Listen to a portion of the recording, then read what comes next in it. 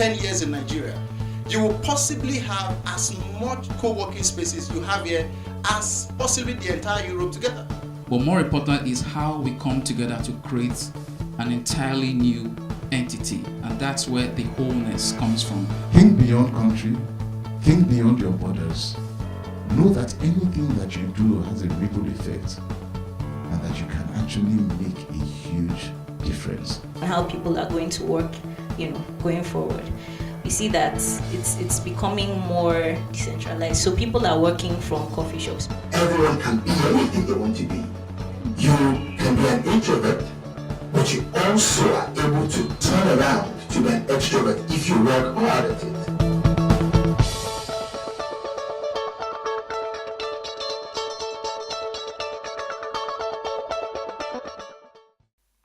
My name is Franklin Ozekhome.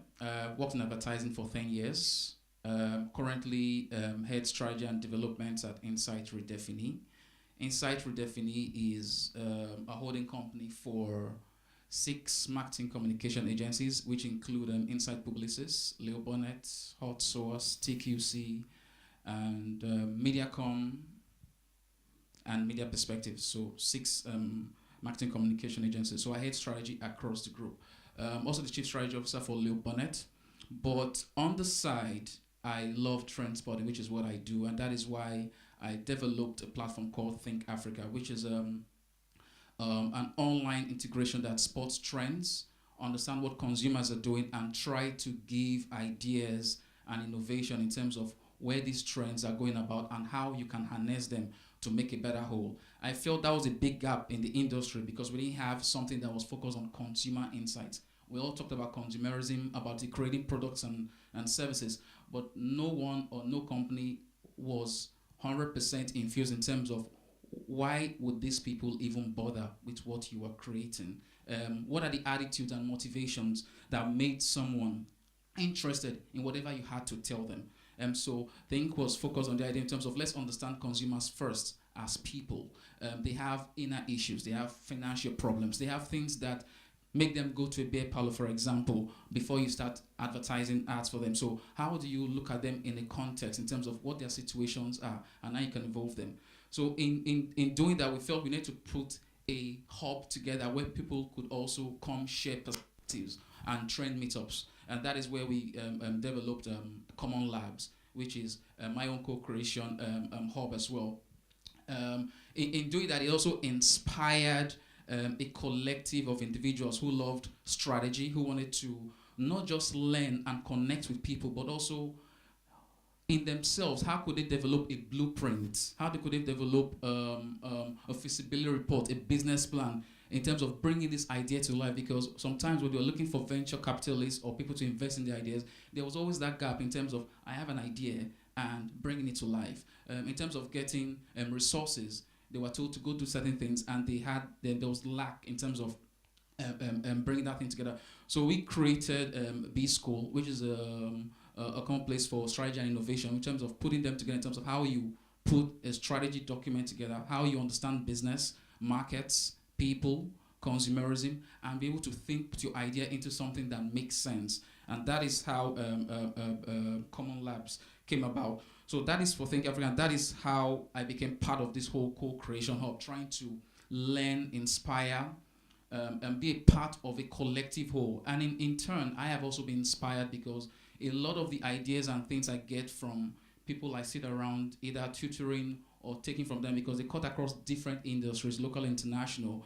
I also infuse those ideas into the daily products and strategies I develop on my day-to-day business. So it's been cross-pollination has been humongous.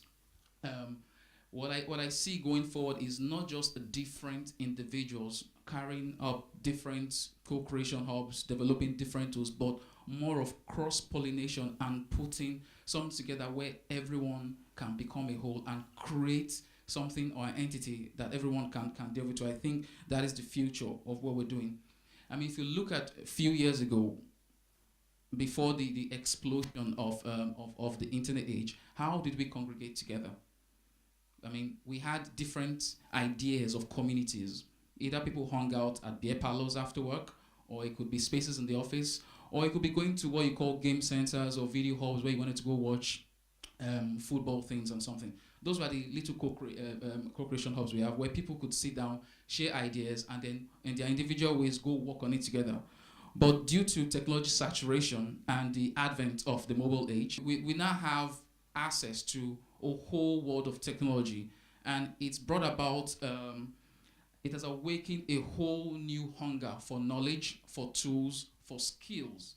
Now, where we need to be is, how many of us are trying to go into those spaces where we create knowledge, new thinking, new tools, new products for a lot of us that are hungry, not just for information, but want to take one step at a time to help build and raise up our communities. I think we've been very, very safe or played in a very cool space, which is the creative economy. And I use that as a very round term in terms of music, entertainment, film. I think we've done a lot in that space. And you can see that's why, because of the deconstruction of the environment, that is why those industries have really, really blown up. You can look from streaming to Iroku TV to all of the wonderful platforms like Ebony Live. People have actually sat down and deconstructed those territories. I think we now need to move away from those industries. Not everyone needs to come in and play, and see what are the other territories that we can play, because there's a whole lot of problems that need to be solved. And the only way to look at that is just look around you. I'm sure many of us, as we came in together, there are different things you observe on the way, from traffic to security to downfall driver trying to curse you and hit you up, to traffic lights, to potholes. There are so many things on a day-to-day basis that need solving. And those are what you call the big problems. And it's in trying to look at those things and create solutions for them, or coming together to bring ideas that can solve them, that makes it much more interesting, because those are pockets of innovation waiting to be diffused. So we need to also sustain the rise of the creative economy, but also try and see what other pockets of innovation, of issues that we need to champion. This creative economy has largely been championed by what you call the African millennials, the new thinkers, the innovators, and they've done very well in that regard. But again, in living it in terms of its spectrum, it hasn't really even been dissected in terms of all of the opportunities that can be harnessed in that thing. There are a lot of case studies I would have loved to show, because it would have helped immerse that thing, but I'll see if I can try to bring it to life with my speech. We always talk about the rise of the tech hubs. Technology is the baseline for everything we've done. But for the common Nigeria, if you ask them what is technology, I'm sure you get various answers. What is technology? We use it every day loosely term. What is tech to the guy on the street? He can only see it in the manifestation of what you've done. If you show him a smartphone and how it, the user experience, tech has helped create this to life. If he sees you streaming music from F movies and you're watching it, to him, that's technology. If you see him riding a smart car and you're able to get into the car and the car says, where are you going, Franklin? Can I drop you home? To him, that's technology. So there's a huge gap in terms of we coming together here trying to create solutions for the average guy on the street, because that is where internally the market is. The guy that needs to be inspired to grow from A to B. So to him, he doesn't see technology. He doesn't see co-creation. He sees the manifestation of what we've co-created together. So connect, collaborate, and co-creation, which are my themes, it's very huge in terms of how we play. It's no longer business as usual. How we're doing business up to this point in time has to change. How we look at creating products, we have to relook everything. And why is that? A guy I'm going to reference here, his name is Saul Berman. He said the next 5 years will hold more change for business sectors than the previous 50 did. The next 5 years will hold more change for business sectors across all industries than the previous 50 did. Why? Because of the explosion of technology. Within the past 18 months, we've seen so much change that we've seen in the past 5 years. Within the past 5 years, we've seen so much change that we've seen in the past 20 years across different industries. Players that couldn't enter the publishing media industries because of technology, the internet, have been able to create empires that the heretofore guys had to go get licenses, create structures, call people to put together. And there's that disparity, and they're making great revenue from it. So if you're going to create the next business, that will be sustainable for the next 5 years, you need to rethink how you even start to set it up. The kind of people that you're going to put together to even think about what it's going to be. It can't be a business for today, because in the next few months, there could be a trend that could just change the dynamism. So you've just set up a business for the next 1 year, and then you're trying to catch up again with evolving trends. So those are key things to look at. So how do you set up a business since it's no longer business as usual? Whatever industry you have, whether it's tourism, whether it's government, whether it's the public sector, whether it's healthcare, what are the trends you're looking at to understand the curve so that your business doesn't isolate in terms of where it's supposed to be, but also helps amplify where you think you're going to be. I mean, if you look at the state of the nation today, we're just coming out of a recession. We've had issues with oil revenues, forex, insecurity, even in all of the hub centers, Niger Delta, first price hike, inflation, and tight liquidity. Everyone now is relooking how much they spend on anything at all. Everyone wants value for money. Everyone is tightening their pockets. So it's no longer about even giving them good products. They're going to question why. They're going to say, what's in it for me? So there's a huge fight on brands in the marketing space to try to ensure that your brand or their business is in front of your mind. So let's fast forward a few trends as it applies to the future of consumerism. One of the key trends we noted is advertising and building. I mean, I work in advertising, so there's some things we noted there.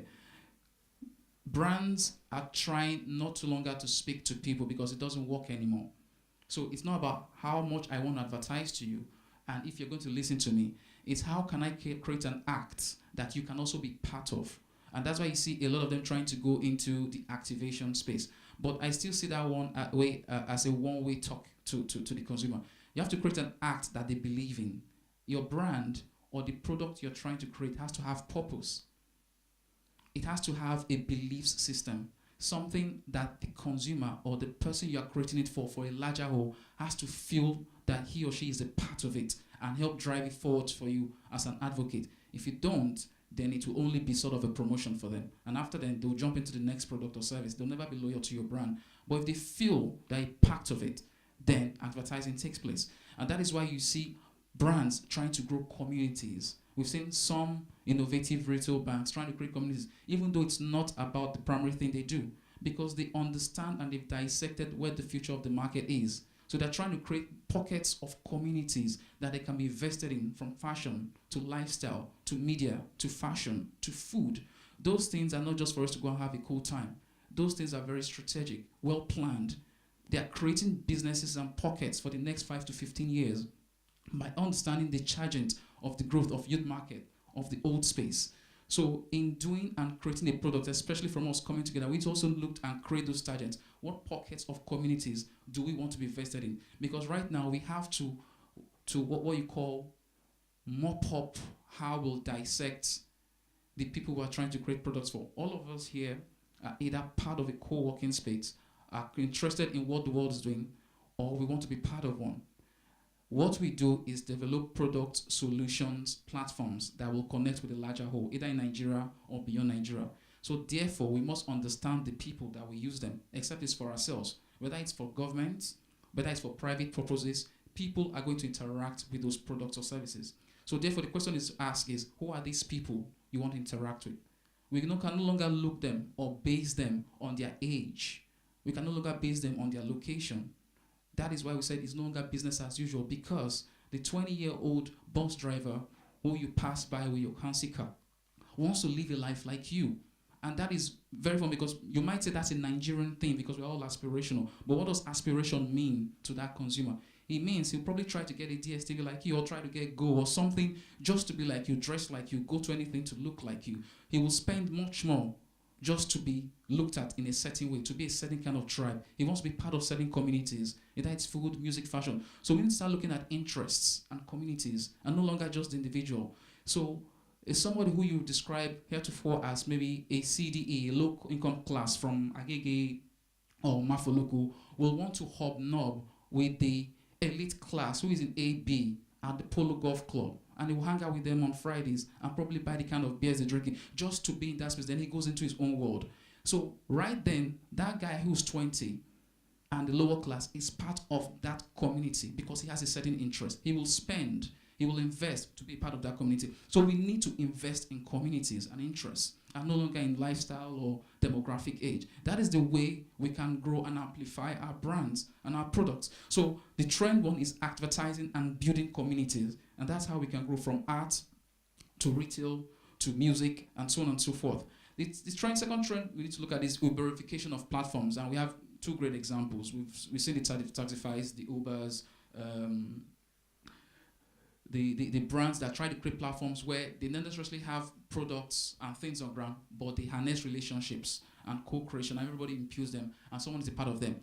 That is the next phase of everything. Before you co-create any product, service, or platform, you need to look at what are the interests of these people I want to connect with. I might not necessarily have the resources, but who do I connect with to help co-create this world? We don't have to have all of the resources to look at the rest.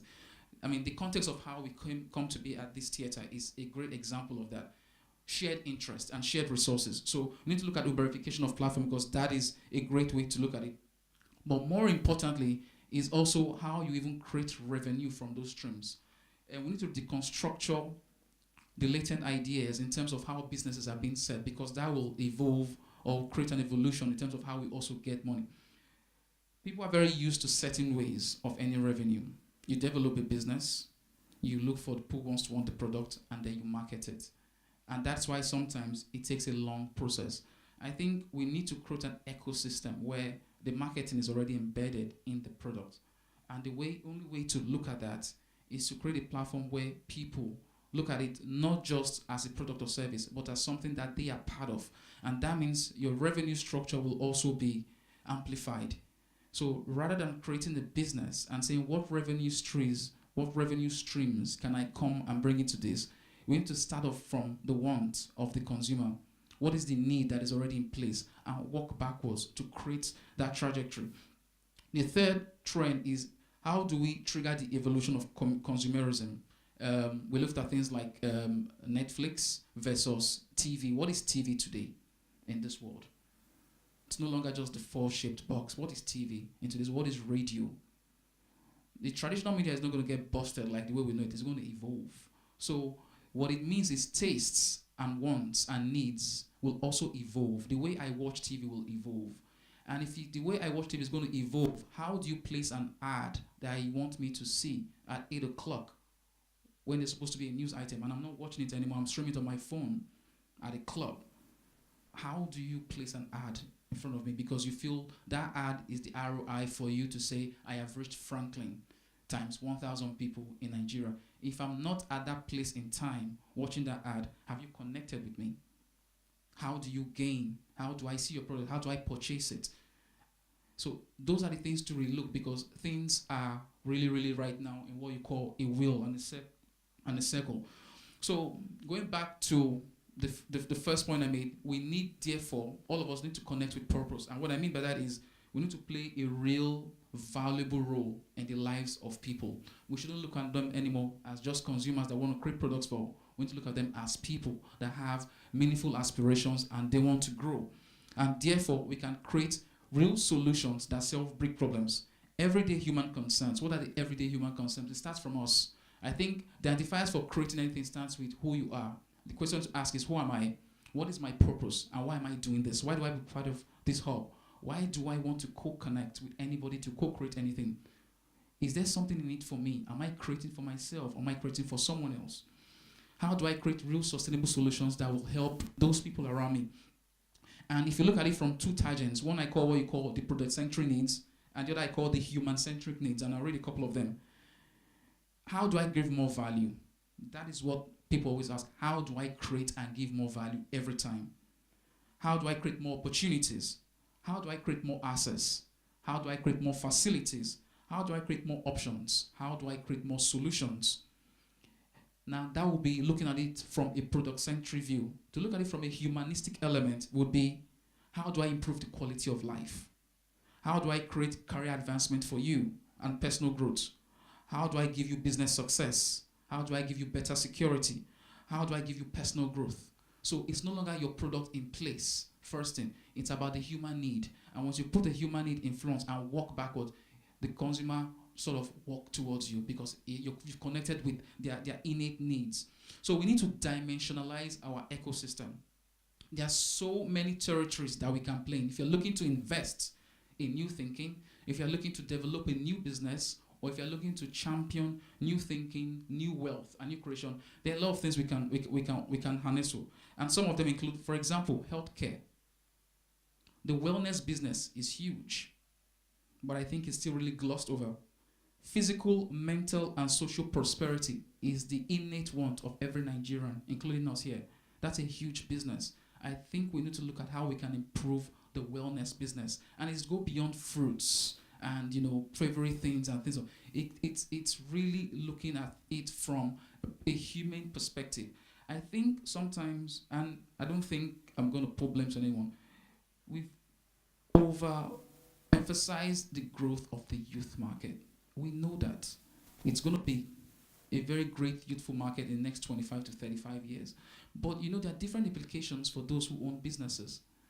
When you say the market is huge, and you say, let's say there are about 89 to 110 million people ages between 14 to 35 who will have means to purchase your product, it means a different thing from the guy who's into confectionaries, biscuits and sweets. It's a huge difference from the guy who's into beer and alcoholic drinks. It's a huge difference from the guys into automobiles, tourism, and hotels. There are different implications for what the youth market means for those. So I think we need to very first of all dimensionalize and deconstruct what the youth market segment means for me, for the category or for the industry in which I am in. It doesn't always work that way. The fact that there are 50 million people available in that market doesn't mean there are 50 million available for your product or for your category. You can still break that down very thoroughly. And again, even if you do get a point of view on that, then you need to also dimensionalize in terms of what is the human need and what is the problem you need to solve. Secondly, I think we're also neglecting the older market. This is a market that already have resources and want to buy what we want. Nobody is looking at them because we're all jumping into the youth market. That is a huge market waiting to be plugged in. The ages from 45 to 65, a market that have invested, they've grown, they developed, and they have a steady way of life. They need certain medicines, healthcare, a lot of things that we should plug in. We need to look at those markets. So, second, trajectory we need to look at for investments is agriculture. Some state governments are championing it. Some individuals have pockets of land where they're trying to grow. But I think it needs to evolve beyond just what we're doing.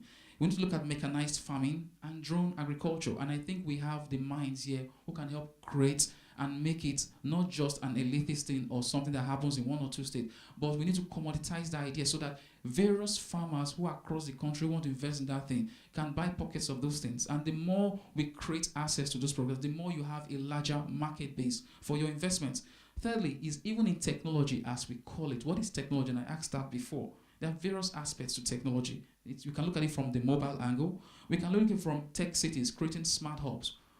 I mean, we've looked at examples from Kenya, South Africa, and even Ghana trying to plug in of creating smart cities. What's stopping from Lagos State, Port Harcourt, Calabar from creating smart cities? We can't wait for one guy, esoteric image somewhere to come create those trains and those things. What does it take to create a smart city where all ideas, things are connected? If we come together as co-ideators, co-creators, and create an innovation hub, it is very easy for the government to plug into that thinking rather than everyone sitting on their different shelves. I'm focused on this, I'm focused on this idea, I'm focused on this industry, and create a system where that system itself becomes the currency and not just the products and services. That will become, that I see as the future of co-creation, where we now have ideas across different trajectories, different industries, where government can plug in to create ideas for them. We can create tools for them. We can create strategies for them. We can create platforms for them. And then in our own little way, we can also go into our own notes and do what we have built. I think that is where we need to look at. Industrialization, mega city creations, culture. We will have a whole lot in terms of preserving our culture. And it's not just about having a one day where people dance, play, and feast. There's a whole lot about preserving culture. I think Nigeria needs that. From from if you look at the years of the Ivorian Obases, the Benin Kingdoms, Lagos, there's so much story that hasn't been told. So even if we go to the literature piece, beyond showcasing and going to hubs where we see paintings, how can we put those things back in place where the younger generation can have access to what happened years and years ago and be inspired by things? How many of us can create movies and films and things that take us back, and so we can relearn great ideas of who we are, create a heritage of how we were once proud kings and queens across the years, the yesteryears.